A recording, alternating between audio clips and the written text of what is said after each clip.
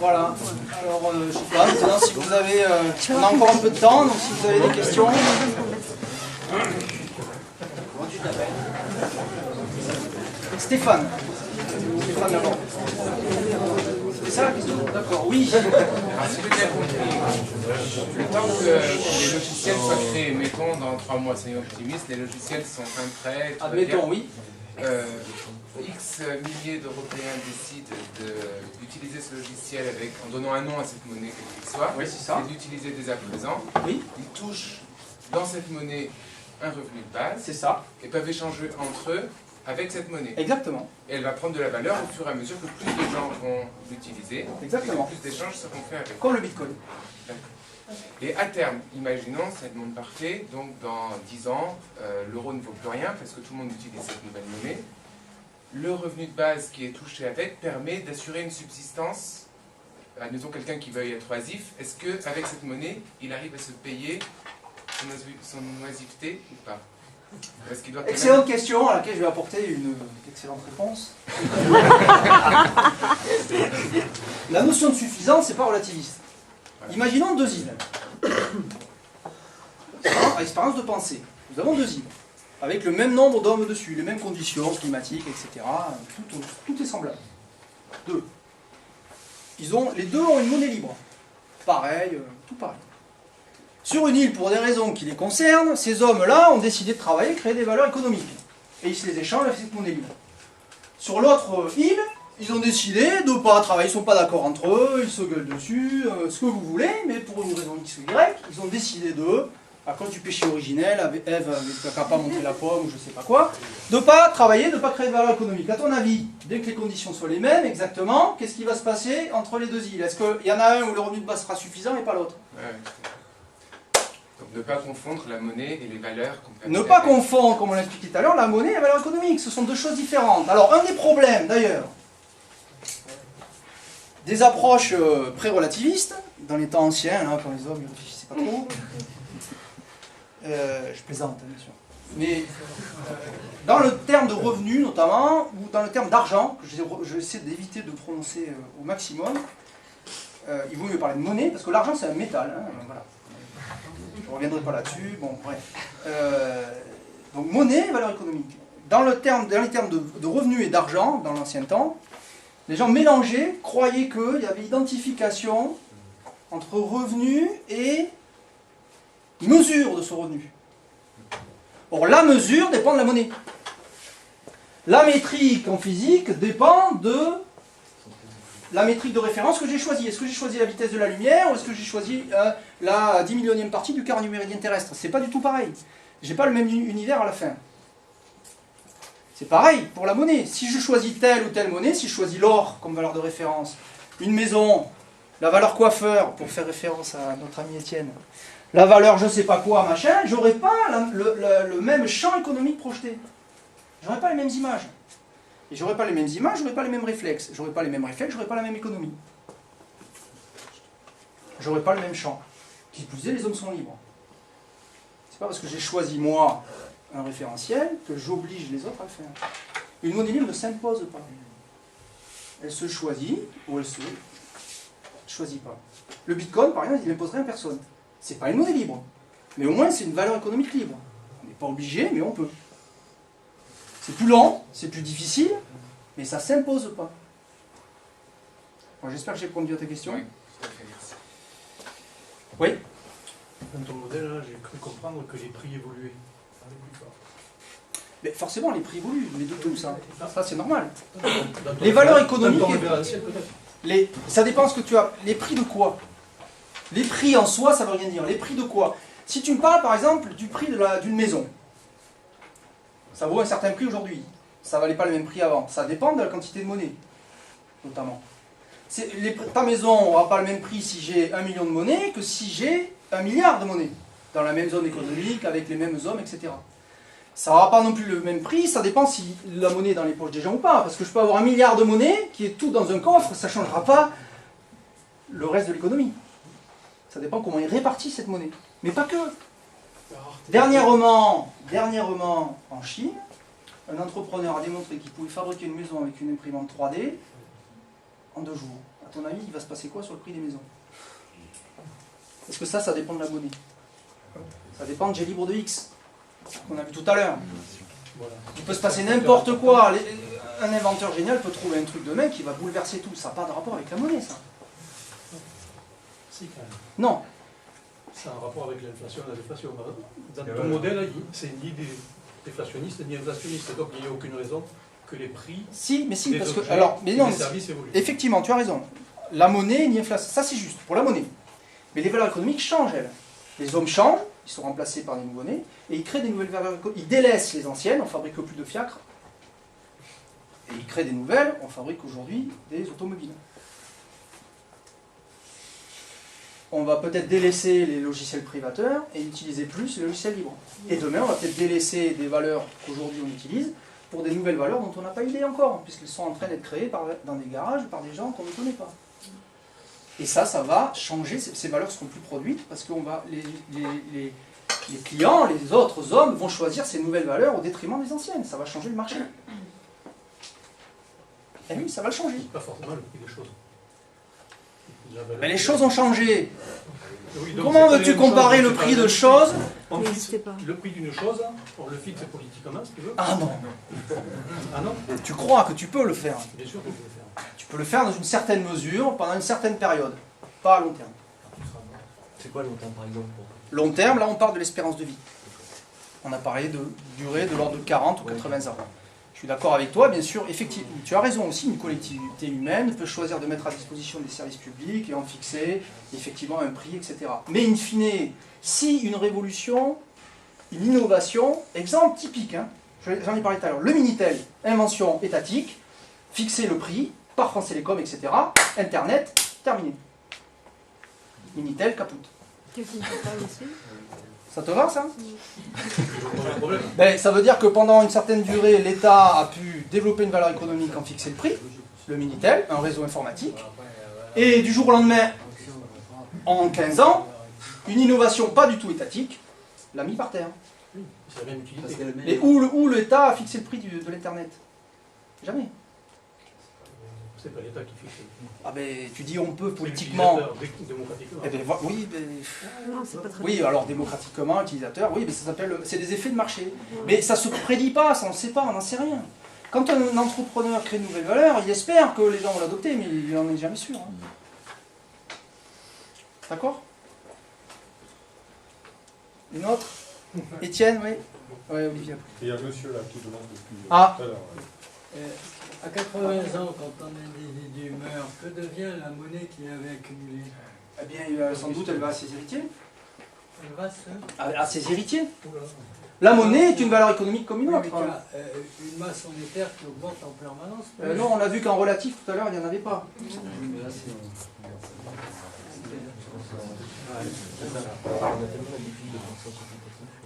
Tout à l'heure, on a vu, ça dépend de ton référentiel.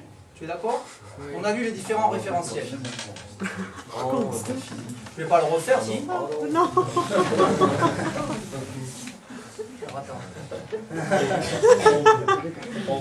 Ouais, mais je l'ai. Non, mais je reviens dessus un peu. Là. En nombre de dividendes, ça ne bouge pas. Il ne peut pas y avoir ni inflation ni déflation. Le nombre de dividendes ta masse monétaire ne bouge pas. C'est une comptabilité relative. La taille de l'univers ne change pas. C'est 15 milliards d'années-lumière. Pourquoi? Parce qu'au-delà de 15 milliards d'années-lumière, la lumière ne peut plus être émise. C'est la taille de l'univers visible en fait. Hein. Il y a un décalage vers le rouge du fait de l'expansion de l'univers. La lumière, plus elle est émise de loin, plus moins elle est visible en fait. D'accord? Et au-delà d'une certaine limite, ça passe plus. Donc la taille ne change pas. Les choses changent à l'intérieur, mais la taille ne change pas. C'est difficile à percevoir. Il faut le travailler ça, hein, mais je vous assure que ça marche.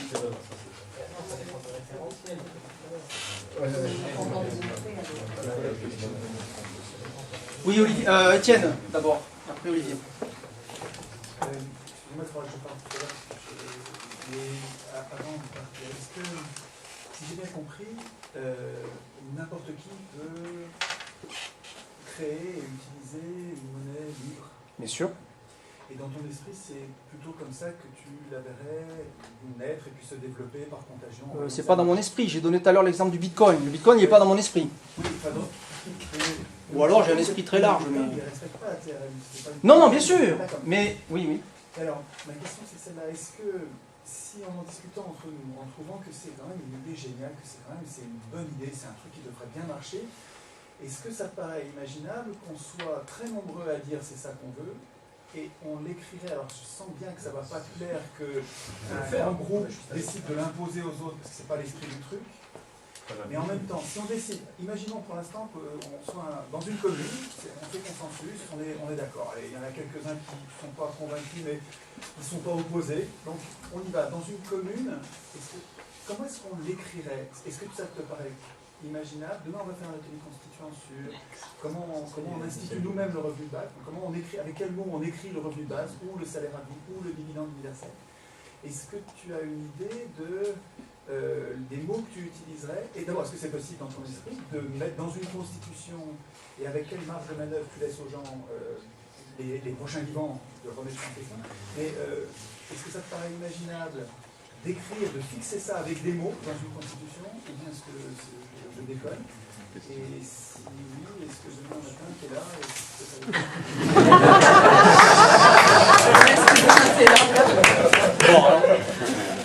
Pour demain, mais même pour hier, c'est pas que je voulais pas être là. Je joue le championnat de France d'échecs à Nîmes. Hier, aujourd'hui c'est mon jour de repos, et demain je joue. Donc je pouvais être là qu'aujourd'hui. Donc voilà.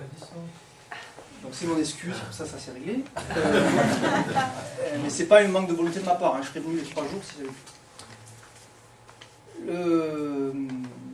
Alors, effectivement, ta question remet en question en fait la première des 4 libertés économiques. La TRM définit 4 libertés économiques. La première, c'est que la monnaie ne s'impose pas.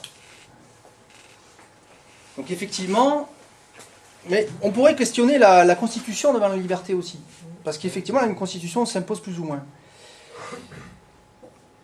J'ai pas d'idée définitive là-dessus. Ce que je peux dire, par contre, j'ai des idées, mais ça serait un peu long à détailler maintenant ici, hein, d'accord? Et ce que je peux dire, c'est que,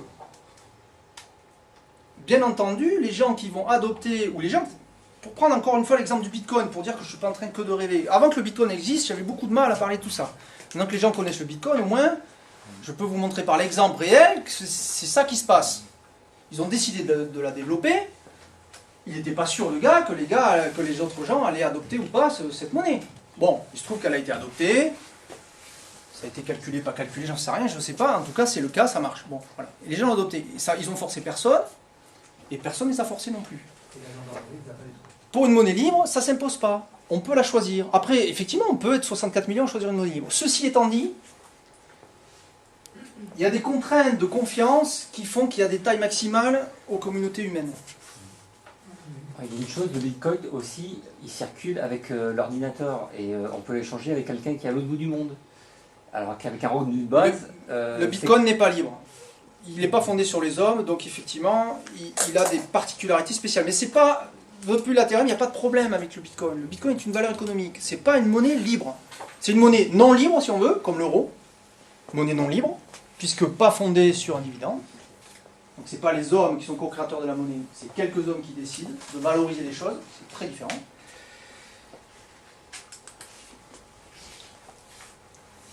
Et donc une monnaie libre ne peut pas s'imposer et ne pas être créée sur les hommes, point. Voilà. Donc à partir de là, ça peut pas a priori s'écrire quelque part en tant que règle générale qui va être adoptée par des hommes qui ne l'ont pas choisi. Sinon c'est plus une monnaie libre, c'est autre chose. Même si c'est une monnaie où il y a un dividende, etc., machin, mais que dire, bon, mais voilà, il faut utiliser ça et c'est pas autrement, ben vous n'êtes pas dans le cadre d'une monnaie libre. Tu parlais de la taille, c'est intéressant ça. La taille. Oui, ben la taille, alors en fait, c'est ce que je suis en train d'essayer d'expliquer d'ailleurs dans les projets OpenUDC Yukon, et ils commencent à comprendre ça, parce que le problème c'est que si j'explique tout d'un coup, ça ne suit pas. Il y a une notion... J'ai le droit de rigoler un peu aussi.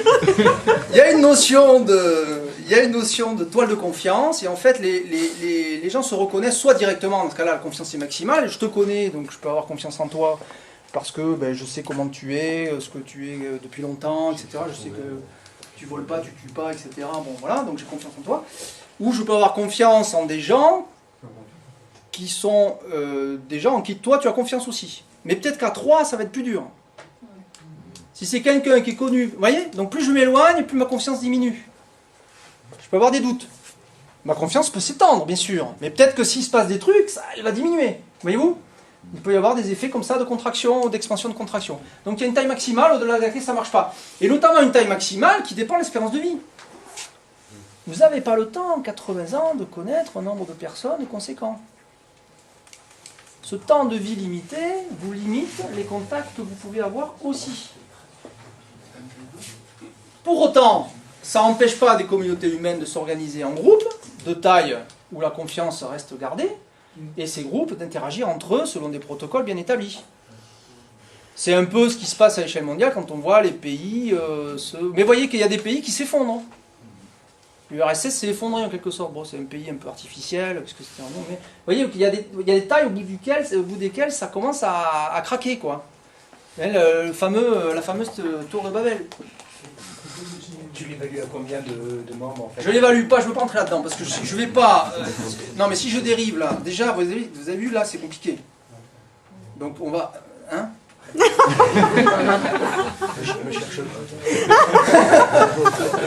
On pourrait faire, mais là il faudrait y passer un temps fou, quoi, je veux dire, parce qu'il y a énormément il y a des démonstrations à faire. Tu reviens l'année prochaine? C'est long, si ça a lieu, sans doute, oui. C'est des démonstrations qui sont disponibles par contre? Ce genre de démonstration par exemple dont tu parlerais pour expliquer ça? Ouais, je me concentre sur les monnaies libres. Je parle des monnaies libres, c'est déjà un sujet suffisamment pointu. Je pourrais dire des choses, mais c'est pas, je ne peux pas dire tout sur tout, non plus. Il y a des gens qui traitent de ce sujet-là, qui sont sans doute beaucoup plus compétents que moi. J'ai des idées, mais ces idées sont trop éloignées de ce sujet-là pour que je me concentre sur ce sujet-là. C'est déjà pas mal. La monnaie, c'est costaud quand même. Hein. Vous voyez bien que ça attire du monde. Hein. Voyez-vous, là, le revenu de base, vous voyez bien que ça touche les cordes sensibles, hein, on est d'accord. Vous le voyez avec les gens qui ne connaissent pas le concept. Bon, mais c'est pareil pour la monnaie libre, hein, ça touche des choses. Oui, Olivier, voilà. À ton avis, comment se fait-il que la TRM puisse avoir certaines vertus prédictrices sur l'économie telle qu'elle est aujourd'hui, qui n'est pas fondée sur une monnaie libre? Ah, pourquoi la TRM?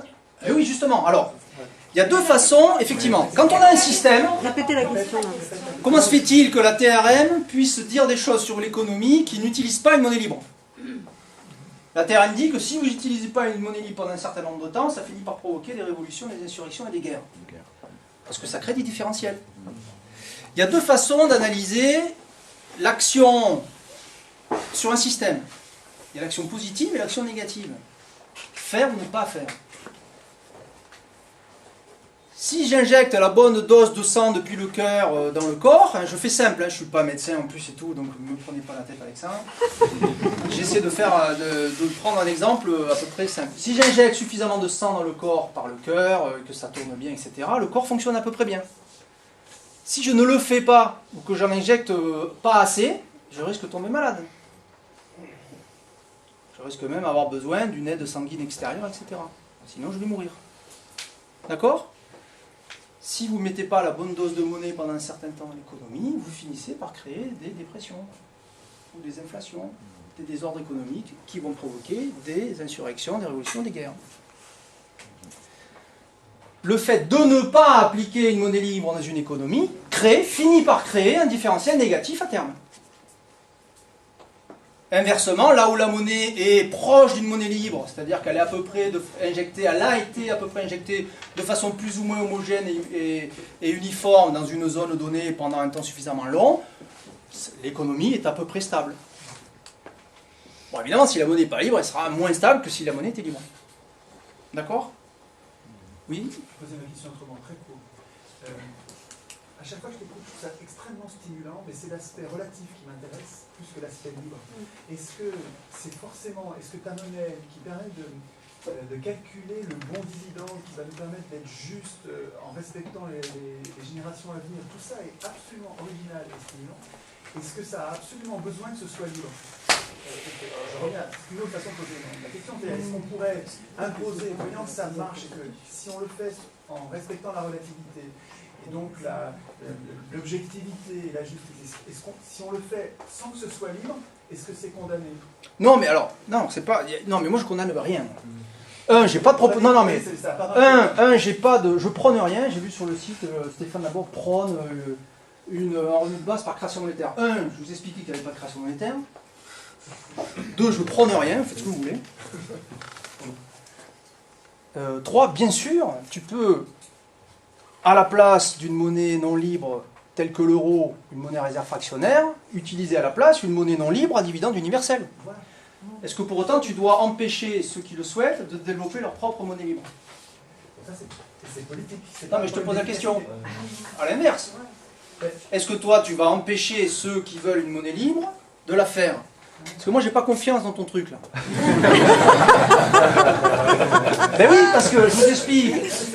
Mais non, mais mon dividende, il est proportionnel à la masse monétaire. Si j'ai pas entièrement la main dessus, si je sais pas qu'il est entièrement décentralisé, à code ouvert, que tout le monde peut contrôler, qu'il n'y a pas eu de triche, etc. C'est ce qui est possible avec le Bitcoin. C'est ce qui sera possible avec une monnaie libre aussi.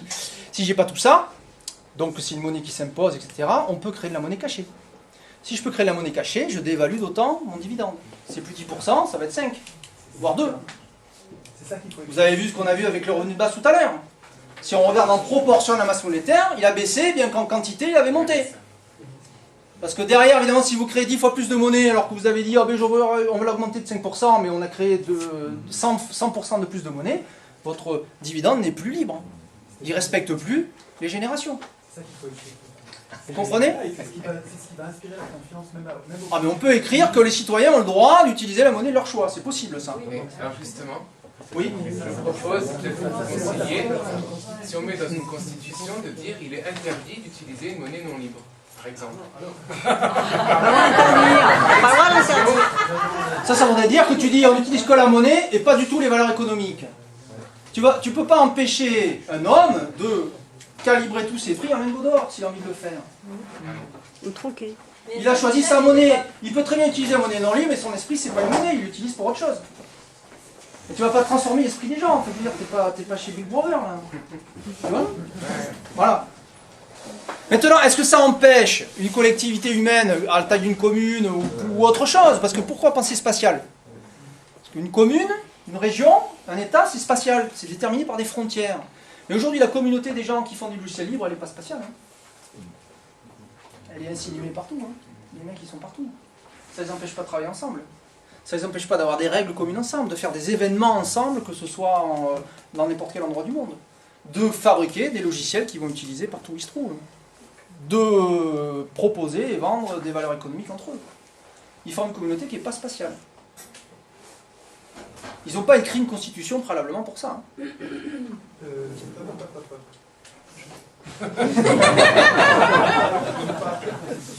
mis en place des tas de règles. Ça peut être même des règles non écrites, mais la l'étiquette, tout ça, il y a quand même des tas de règles. Oui, mais c'est pas du tout figé comme peut l'être une constitution. Une constitution, c'est pas forcément figé. Oui, bien sûr, mais il n'y a pas d'obligation a priori de signer en bas pour dire j'accepte de suivre ces règles-là. Ça passe pas comme ça.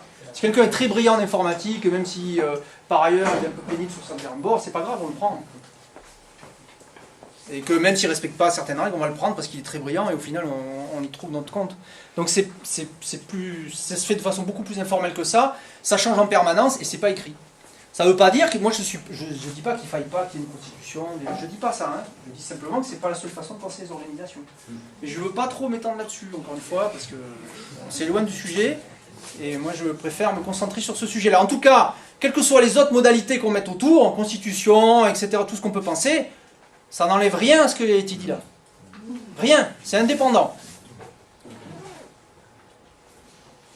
Monnaie libre peut exister indépendamment de tout ce que vous mettez autour. Non, c'est pas qu'elle peut. Elle existe, elle va exister indépendamment de tout ce que vous mettrez autour. Je ne vais pas vous demander votre avis. Ouais.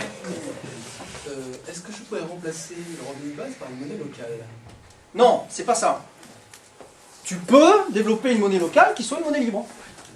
À condition qu'elle intègre un dividende universel qui est proche de la valeur normale pour assurer la symétrie temporelle.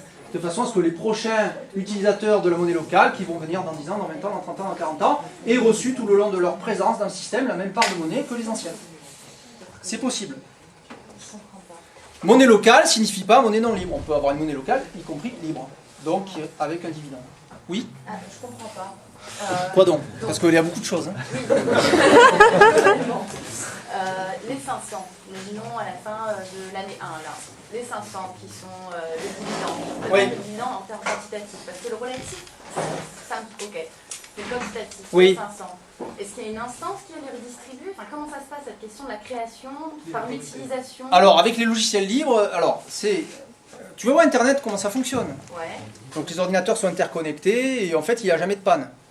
Bon. Et dans Internet, tu peux créer des sous-réseaux informatiques qui font partie d'Internet. Ces sous-réseaux informatiques, ils sont contrôlés par ce qu'on appelle un logiciel. D'accord? Et ces logiciels, pour communiquer entre eux, ils utilisent ce qu'on appelle des protocoles, des façons de s'envoyer des signaux de fumée. Tu vois, grand pied malade parle à bison futé. Voilà. C'est exactement ça, en fait. Hein. Les logiciels se parlent comme ça. Ils ont des protocoles et il y a des chiffrements, etc., des vérifications que c'est bien le bon logiciel qui parle, etc. En fait, tout ça est très sécurisé. Et qui forment un réseau qui s'éteint jamais. Et ce logiciel intègre dans son ADN, si tu veux, c'est compris dans l'ADN du logiciel, dans son code génétique, si tu veux, dans sa structure en mathématiques, il intègre la création du dividende et sa répartition dans les membres. Les membres eux-mêmes peuvent rejoindre le système par un ensemble de règles qui ont été définies au départ. Ok. Mais alors, parce que vous dites que le code est libre. Oui. Mais il n'est pas libre d'être changé, alors. Non, c'est-à-dire que le réseau, une fois le code établi, ne peut pas changer. Le Bitcoin, par exemple, le code ne changera pas, c'est fini, parce que c'est verrouillé. Mais tu peux prendre le logiciel Bitcoin, le modifier parce qu'il est libre, et créer une autre monnaie avec. Okay. Les monnaies qu'on a vues tout à l'heure, les autres types de monnaies, c'était parce qu'ils ont copié le code, mais ils ont créé une autre monnaie. C'est pas le Bitcoin, c'est d'autres monnaies. Pardon? C'est comme une bouture, quoi. Enfin, oui, c'est pas tout à fait une bouture, parce que ces monnaies sont indépendantes du Bitcoin. Il y a le Frycoin, le Litecoin, le Dogecoin, enfin bon, il y en a plein. Et quand quelqu'un imaginons que là on sort du réseau des informaticiens oui. qui savent produire dans un réseau, oui. Ça veut dire que quand quelqu'un naîtra, oui. il sera introduit dans ce réseau. Enfin, alors, quand on naîtra, là, alors moi, attention, parce que oui, alors là, il y a la naissance, l'enfance, etc. Bon, c'est délicat ces trucs-là. Ouais. On peut supposer que c'est les majeurs qui rentrent, ou sinon c'est les parents, etc. Mais en fait, l'entrée dans un réseau se fait effectivement de façon libre. Mais on ne rentre pas comme ça uniquement parce qu'on veut. On doit être reconnu par les membres du réseau. Il y a un système en fait de reconnaissance décentralisé. Aujourd'hui, pour que tu sois reconnu par l'État, tu as passé des étapes en fait. Ah oui. Tu as un acte de naissance, et puis même aujourd'hui, quand l'État veut communiquer avec toi, il te demande des factures, des machins, des trucs. Bon, mais c'est un peu la même chose, sauf que ici c'est décentralisé. Ce sont les membres existants de la monnaie qui vont reconnaître un candidat membre entrant. D'accord? Mais le candidat membre entrant n'est pas obligé de passer par ces personnes-là. Il peut choisir plein de personnes possibles. Ça veut dire qu'il y aura quand même un ensemble de règles. Il y a des règles, oui, tout à fait. Voilà, qui relient tous ces membres. Donc il y a une certaine forme de centralisation, d'une certaine façon. C'est la cooptation. Puisque si un ensemble de règles est admis par toute une communauté, quel que soit l'endroit de l'existence ou même le temps de cette communauté, il y a quand même... Mais c'est pas seulement le code, la possibilité de rentrer. C'est pas seulement de détente. D'accord, ok, le code existe. Mais une fois pour pouvoir utiliser le code, je veux dire, si moi je ne suis pas informaticienne et que je veux pouvoir intégrer cette monnaie, je ne saurais pas utiliser le code. Mais comment on va pouvoir me permettre d'utiliser Non, toi en tant qu'utilisateur, tu auras, pour simplifier, tu dis voilà, moi j'aimerais rentrer dans la monnaie Brousouf, hein, voilà, qui est une monnaie libre, etc. Il faut que tu connaisses des membres de cette monnaie qui te disent bon, très bien, oui, pour rentrer, il faut que tu sois ta clé, tu vas avoir une clé qui sera ta clé de compte, doit être signée par exemple, 10 membres existants de la monnaie. Et voilà, c'est pas un parrainage, c'est une reconnaissance. C'est une reconnaissance. Oui, mais c'est pas une cooptation au sens où c'est une reconnaissance. Oui, mais c'est une reconnaissance, mais tu peux te faire reconnaître par n'importe quel groupe de 10 membres en quelque sorte, ou en tout cas des groupes de 10 membres divers qui dépendent du code. C'est pas n'importe lesquels non plus. Enfin, le code peut être déterminé pour dire que c'est des personnes qui se connaissent pas forcément, etc. Des choses un peu pour assurer justement une toute confiance maximale. Et tu devras, une fois que tu as tes 10 signatures, tu es dedans. Mais après, par exemple, tous les ans, tu dois avoir des nouvelles signatures qui confirment que c'est bon. En fait, tu vois, t'es pas reconnu une fois puis c'est terminé. Il faut continuer parce qu'à un moment donné aussi tu vas mourir ou demain tu peux ne plus vouloir utiliser la monnaie aussi. Tu peux rentrer librement, tu peux aussi sortir. Ça dépend de ton protocole. Là, ton protocole que tu cites, c'est il faut avoir 10 membres. Oui, oui, bien sûr, exactement. Oui, oui, oui, oui, oui, tout à fait. Oui, oui, ce protocole-là, il n'est pas figé, tout à fait. Oui, oui, oui, tout à fait. Exactement, oui, oui, c'est juste. La masse monétaire, plus la masse monétaire va augmenter. Elle n'augmente pas. Enfin, Ah oui, non, mais elle n'augmente pas. La monnaie, ça est relative. Plus il y aura de membres, plus il y aura de membres, plus il y aura d'hommes dans ma monnaie, plus forcément la part économique qu'ils auront par rapport à l'autre monnaie sera grande. Mais ça, c'est logique. Hein. Parce qu'il n'y a que les hommes qui font l'économie. Hein. Moi, je ne vois rien d'autre. Hein. Oui, concrètement, je rebondis un peu sur l'idée de créer une monnaie locale avec ce système-là. Oui. Là, en fait, comment vous voyez, parce qu'avec les logiciels, je vois comment ça peut marcher. Oui. C'est des chiffres. Oui. Mais quand on imprime des billets, comment est-ce qu'on peut gérer ça? Il y aura de plus en plus de billets. C'est une excellente question. Le mieux, c'est ça. Tu regardes la vidéo, la corbeille. Qui l'a vu cette vidéo? Oui. La plénière est dans 10 minutes. Donc, le mieux, pour répondre à ta question, si tu veux vraiment avoir les détails pour la mettre en pratique au sein d'un jeu, mais donc par extension au sein d'une monnaie, avec la corbeille, on explique même comment on peut faire ça avec des billets limités. Regardez le détail.